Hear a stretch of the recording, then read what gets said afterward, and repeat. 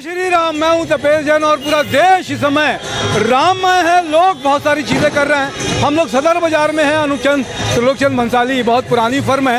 ये लड्डू देख रहे हैं, क्या कहेंगे? आज ये पेड़ा बांटा जा रहा है राम भगवान के मंदिर के प्राण प्रतिष्ठा के बाद, जो 500 साल से इंतजार कर रहे थे लोग, और वो आज प्राण प्रतिष्ठा मोदी जी के कार्यकाल में हो गई।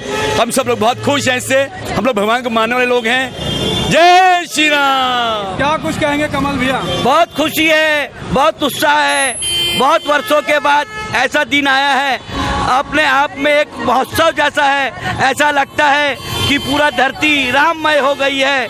मोदी जी के शासन में और भाजपा के शासन में पूरा देश राममय हो गया है। बोल जय जय श्री राम। देख रहे हैं कितने उत्साह के साथ में श्री राम जय श्री राम का भी ऊपर में बोर्ड लगा हुआ है।